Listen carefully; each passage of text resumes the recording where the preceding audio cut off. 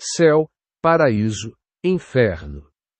Publicação de growthingod.org.uk. Sheol, Hades e Gina. Introdução. Para as pessoas comuns, as ideias de céu e inferno são bastante simples. O céu é um lugar maravilhoso para onde as pessoas boas vão quando morrem. Tem céu azul, prados verdejantes e muitas flores e árvores frutíferas lindas. O inferno é um lugar horrível para onde vão as pessoas más. Lá, serão atormentadas com fogo e enxofre para sempre. Para os crentes, o ensinamento sobre o assunto é semelhante, mas mais claramente definido. Aqueles que aceitaram Jesus como seu Salvador vão para o céu quando morrem. Aqueles que o rejeitaram vão para o inferno, e para onde irão será para todo sempre. É claro que muitas pessoas ao longo da história nunca ouviram falar de Jesus e, portanto, não o aceitaram nem o rejeitaram. Na verdade, existem opiniões divergentes sobre o que acontecerá com elas. Mas, surpreendentemente, nem o hebraico, a língua do Antigo Testamento, nem o grego, a língua do Novo Testamento, tem uma palavra clara para céu ou inferno. Neste texto, estudaremos as palavras hebraicas, paraíso, Sheol e Gena, e a palavra grega Hades, e chegaremos a uma nova compreensão revolucionária do assunto. Diferentes línguas europeias. Diferentes línguas europeias traduzem as palavras paraíso, Sheol, Hades e Gina de maneiras diferentes. As palavras céu e inferno apresentam problemas específicos. O inglês tem duas palavras distintas, heaven e sky, enquanto o espanhol e o francês, assim como o hebraico e o grego, têm uma única palavra, cielo. A palavra inglesa, hell, vem da mitologia nórdica e se refere a um lugar governado por uma deusa maligna. Inferno é uma tradução inadequada das palavras Sheol e Hades. Em espanhol, usa-se a palavra infierno, que é uma tradução mais adequada. Nos últimos 100 anos, a maior parte do trabalho evangelístico e de ensino bíblico em outros países foi realizada por missionários de língua inglesa. Eles fizeram um excelente trabalho, mas trouxeram consigo alguns ensinamentos errôneos baseados em traduções incorretas para o inglês de algumas palavras da Bíblia, particularmente as palavras céu e inferno. Sheol. Em traduções para o inglês, a palavra hebraica Sheol às vezes é traduzida como sepultura, ou às vezes como Sheol, mas ambas são aceitáveis. Algumas traduções para o inglês a traduzem como inferno, o que é errôneo, visto que a maioria das pessoas pensa nele como um lugar de punição e tormento, enquanto a palavra Sheol é completamente neutra. Como disse Jó: há o pequeno e o grande, e o servo livre do seu senhor. Jó 3:19 da manhã. Algumas traduções para o inglês deixam a palavra Sheol em sua forma hebraica. As primeiras escrituras hebraicas não têm o conceito de vida após a morte, onde não há punição para os maus e nenhuma recompensa para os bons. Mas mais tarde encontramos o conceito de ressurreição com punição para os maus e recompensa para os justos, como em Daniel 12, 2,3. A palavra Sheol vem do verbo Shaal, que significa perguntar. Talvez isso aconteça porque perguntamos onde estão os mortos, mas não sabemos. Hades. Hades é o equivalente grego da palavra hebraica Sheol. Ao longo da LXX, tradução grega do Antigo Testamento, a palavra Sheol é quase sempre traduzida como Hades. Essa palavra vem de uma raiz que significa invisível, ou seja, Hades é o mundo invisível dos mortos. Para os bons, o Hades era um lugar de felicidade. Para os maus, era um lugar de miséria. No Novo Testamento, Jesus descreve o homem rico como atormentado no Hades. Há muitas traduções em espanhol que deixam a palavra Hades como Hades, mas outras a traduzem como morte. Em Mateus 4:18 da tarde, Jesus disse: Tu és Pedro, e sobre esta pedra edificarei a minha igreja, e as portas do Hades não prevalecerão contra ela. Gina. A maioria das traduções em inglês traduz Gehenna como inferno, e algumas deixam como a palavra Gehenna. Na verdade, essa palavra só aparece 12 vezes no Novo Testamento, 11 das quais são ditas por Jesus. O que é Gina? Gina é, na verdade, a expressão hebraica Gehinnom, transliterada para o grego como Gina. Gehinnom significa Vale de Hinnom, um vale localizado em Jerusalém. Aliás, se você digitar Hinnom no Google Maps ou no seu navegador, ele te levará até lá. Este vale era um lugar onde crianças eram sacrificadas como holocaustos ao deus cananeu Moloque. Ver 2 Reis 11:10 da noite, 2 Crônicas 28:3, 2 Crônicas 33:6, Jeremias 7:31 da manhã, Jeremias 32:35 e Jeremias 7:31 da manhã durante o reinado de 2 reis perversos, Acais e Manassés. Mais tarde, este vale tornou-se um cemitério, Jeremias 7:31 da manhã. Jesus se referiu à palavra Gina na seguinte passagem: E, se a tua mão te fizer tropeçar, corta-a. É melhor entrares na vida coxo do que, tendo as 2 mãos, ires para o Gina, para o fogo que nunca se apaga. E, se o teu pé te fizer tropeçar, corta-o. É melhor entrares na vida coxo do que, tendo os 2 pés, seres lançado no Gina. E, se o teu olho te fizer tropeçar, arranca-o. É melhor entrares no reino de Deus com um só olho do que, tendo os 2 olhos, seres lançado no Gina, onde o seu verme não morre, e o fogo nunca se apaga. Marcos 9:43 da manhã - 48. Claramente, esta passagem não pode ser tomada literalmente. De forma alguma Deus quer que as pessoas cortem as suas mãos ou pés ou arranquem os seus olhos, e de forma alguma as pessoas que não cortarem essas partes dos seus corpos serão levadas a Jerusalém e fisicamente lançadas no vale de Hinnom, Gina. É necessário buscar o significado espiritual para estas palavras de Jesus. Nossas mãos falam de nossas ações, nossos pés falam dos lugares que frequentamos e nossos olhos falam daquilo que olhamos, pois qualquer um desses pode nos levar a pecar. O lago de fogo e enxofre. Não há referência a Gina nos livros de Pedro, Paulo ou João, mas encontramos algo semelhante no livro do Apocalipse. As seguintes passagens mencionam um lago ardendo com fogo e enxofre. Apocalipse 7:20 da noite, Apocalipse 8:10 da noite, Apocalipse 8:14 da noite, Apocalipse 8:15 da noite, Apocalipse 21:8. Apocalipse 21:8 diz: Mas, quanto aos covardes, aos incrédulos, aos detestáveis, aos assassinos, aos que cometem imoralidade sexual, aos que praticam feitiçaria, aos idólatras e a todos os mentirosos, a sua parte será no lago de fogo ardente e enxofre. Esta é a segunda morte. Tanto a Gina, o vale de Hinnom, quanto o lago de fogo falam de lugares com fogo continuamente aceso. Ambos eram provavelmente locais de atividade vulcânica, sendo um vale e o outro um lago. Ambos são claramente imagens de realidades espirituais, e não de um lugar físico. É importante entender que um espírito humano não pode queimar em um fogo físico, e certamente não para sempre. Paraíso paradeisos. Qual é o significado da palavra paraíso? Para nós, provavelmente significa um lugar de grande beleza e felicidade, mas esse não é o seu significado original. Originalmente, era uma palavra persa que significava uma área fechada para o cultivo de frutas, em outras palavras, um pomar ou vinhedo. No Antigo Testamento, ela é usada 3 vezes nesse sentido. Neemias 2:8, Eclesiastes 2:5 e Cântico dos Cânticos 4:13 da manhã, e na maioria das vezes é traduzida como jardim.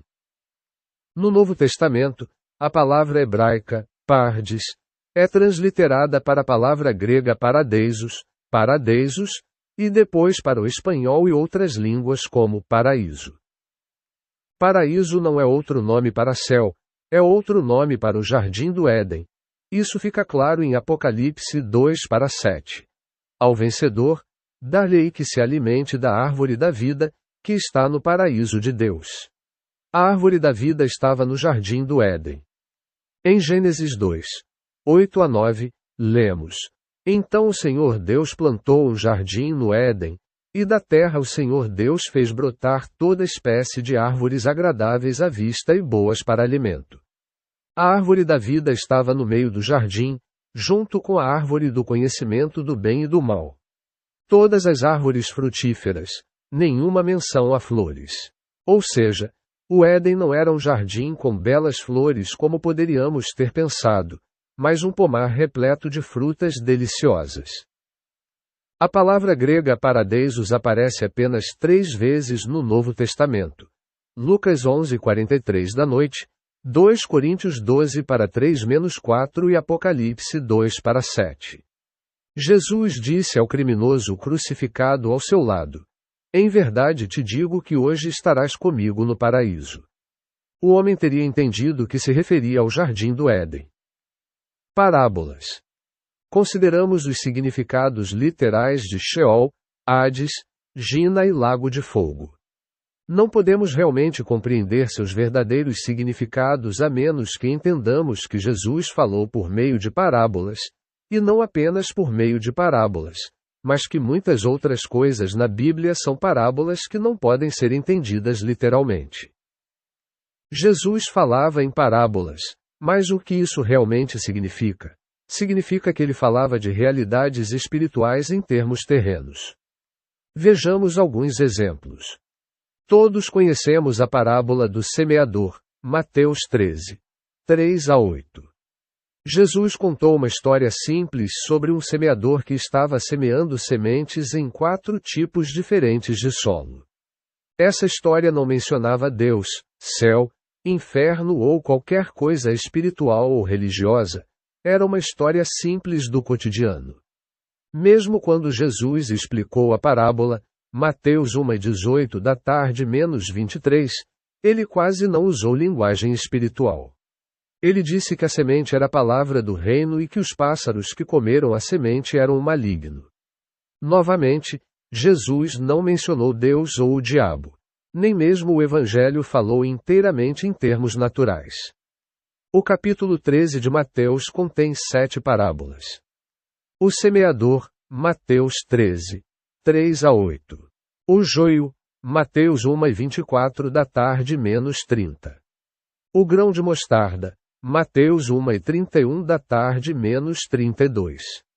Fermento, Mateus 1:33 da tarde. O tesouro escondido, Mateus 1:44 da tarde. A pérola de grande valor, Mateus 1:45 da tarde -46. A rede, Mateus 1:47 da tarde -50. Todas essas parábolas são histórias simples do cotidiano, nenhuma delas contém a palavra Deus, todas são ilustrações do reino dos céus em termos completamente naturais. A maioria delas começa com as palavras: o reino dos céus é como. Jesus então dá uma imagem terrena que é familiar, mas com pouca ou nenhuma explicação. Até mesmo a frase reino dos céus é em si uma parábola. Um reino é uma área da terra governada por um rei. O reino dos céus é uma imagem do reino do Espírito onde Deus governa. No Evangelho de João, Jesus também falou em parábolas. Ele falou a Nicodemos sobre nascer de novo, João 3:1-5. Ele disse à mulher no poço que lhe daria água viva, João 4:10 da manhã. Ele disse aos judeus que eles deveriam comer sua carne e beber seu sangue, João 6:51 da manhã -56. Em cada caso, Jesus usou uma linguagem humana comum e deu a ela um significado espiritual, mas em nenhum dos casos seus ouvintes o entenderam. Veja compreendendo Jesus. Agora precisamos dar uma nova olhada no significado das palavras céu e inferno. O céu. No ensino protestante tradicional, existem dois destinos possíveis para as pessoas quando morrem: ou vão para o céu ou para o inferno. A Igreja Católica Romana também possui um purgatório para aqueles que precisam ser purificados antes de entrar no céu. Como já mencionado, a língua inglesa possui duas palavras distintas: céu e sky. O céu é a morada de Deus e o destino dos verdadeiros crentes. O céu é a área azul que circunda a terra. Assim como em inglês, o hebraico tem uma única palavra, shamayim, e o grego tem uma única palavra, ouranos, para essas duas palavras em inglês. Os crentes vão para o céu e os descrentes para o inferno quando morrem. Vejamos algumas passagens bíblicas importantes. Vá para o céu. A frase, ir para o céu, não aparece em nenhum lugar da Bíblia. O próprio Jesus não veio do céu e voltou para o céu. Ele veio de Deus e voltou para Deus. Ver João 13:3. Jesus disse ao criminoso crucificado ao seu lado: em verdade te digo que hoje estarás comigo no paraíso. Lucas 11:43 da noite. Paulo escreveu: meu desejo é partir e estar com Cristo, pois isso é muito melhor. Filipenses 1:22 da manhã menos 24. Assim como Jesus, Paulo não estava indo a um lugar, mas a uma pessoa. Nicodemos.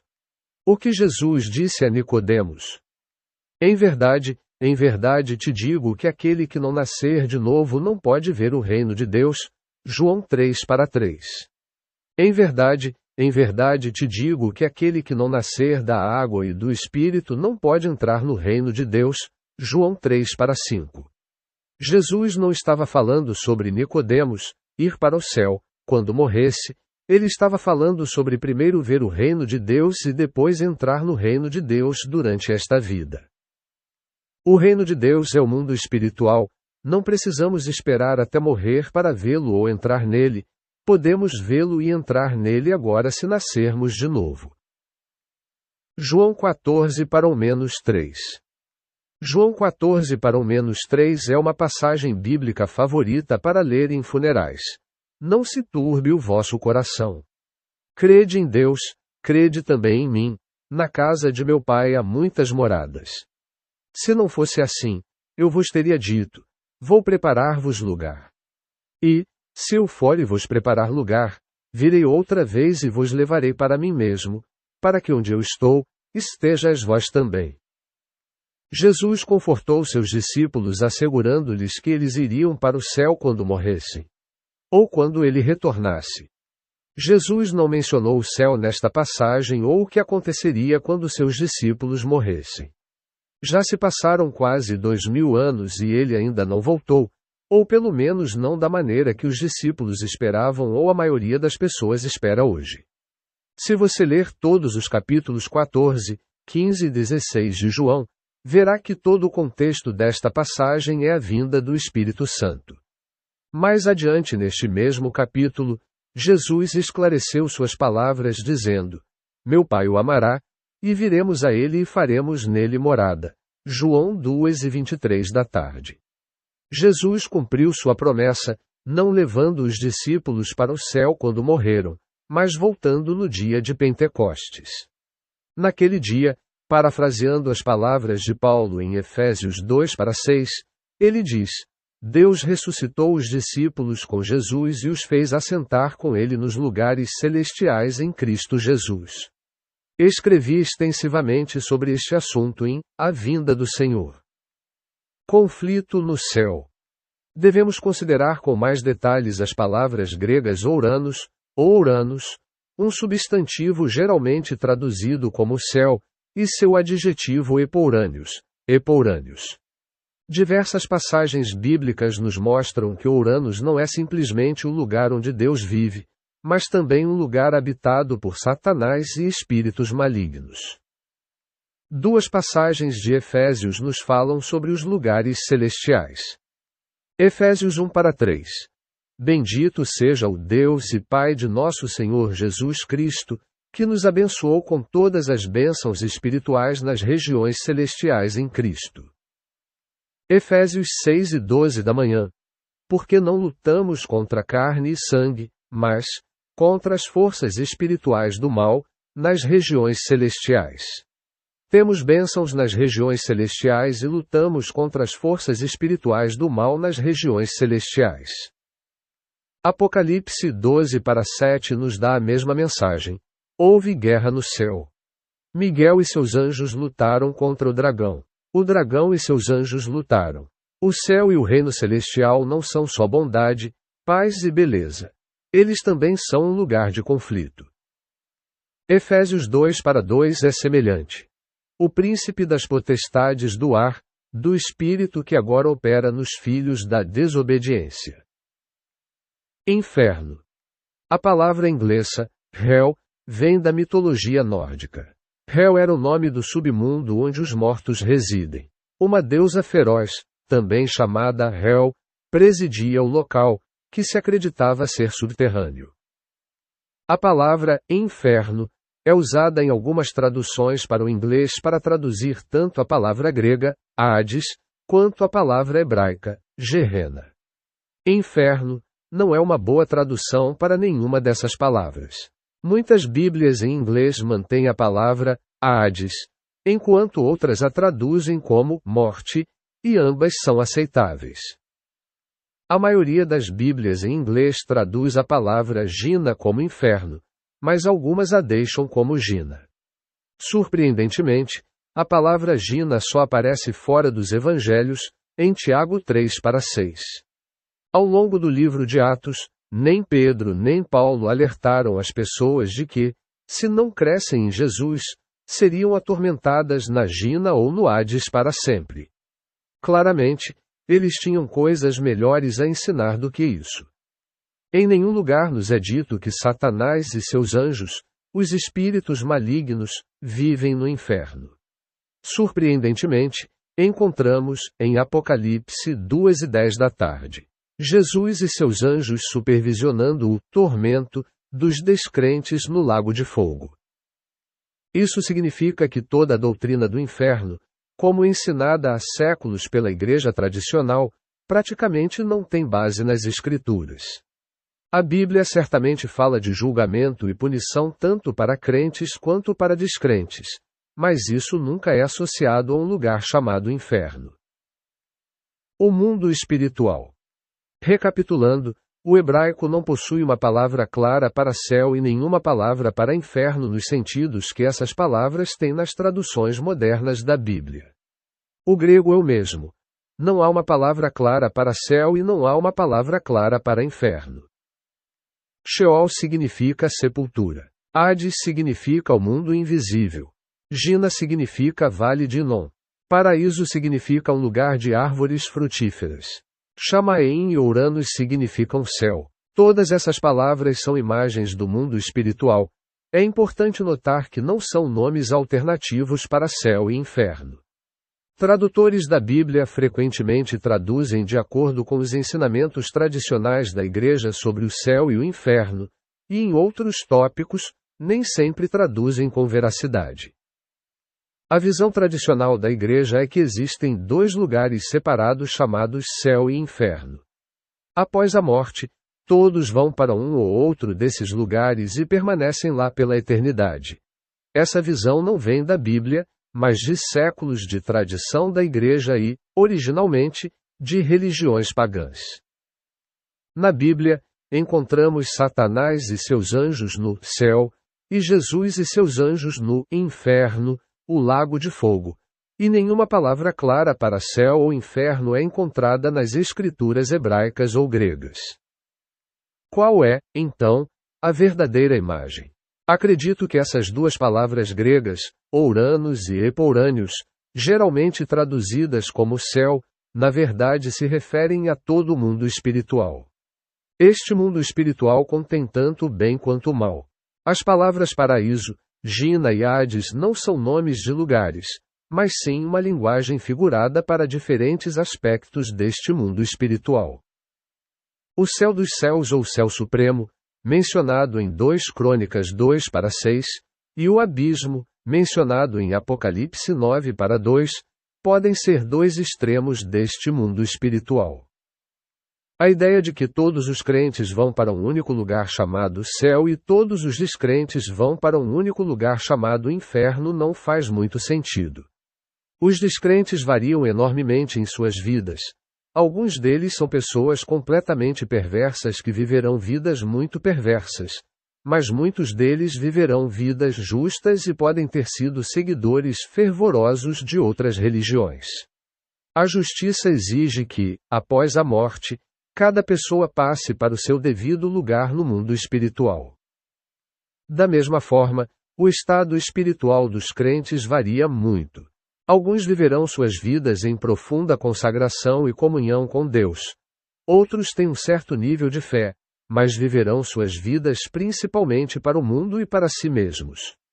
Todos eles também devem avançar para um lugar no mundo espiritual que seja adequado ao seu desenvolvimento, e de lá podem progredir para sua eventual união plena com Deus. Jesus disse ao criminoso que morreu ao seu lado: "Hoje estarás comigo no paraíso." João, o discípulo a quem Jesus amava, andou com Deus por mais 40 ou 50 anos e depois foi estar com Jesus, creio eu, no céu mais alto. O sadhu indiano Sundar Singh foi um homem que teve muitas visões. Recomendo seu livro, Visões do Mundo Espiritual, disponível na Amazon. Nele, ele descreve algumas das coisas que viu. No prefácio, ele escreve: "Por mundo espiritual entendem-se todos os seres espirituais que progridem através dos estágios entre a escuridão do abismo e o trono do Senhor na luz." Ele também via o reino de Deus como um vasto reino que contém tanto o bem quanto o mal. Lemos em 1 Pedro 3:18 da manhã menos 19 que, após sua morte, Jesus pregou aos espíritos em prisão. Lemos em Hebreus 4:14 da manhã que Jesus passou pelos céus. Lemos em Efésios 4:10 da manhã que Jesus subiu acima de todos os céus, para cumprir todas as coisas.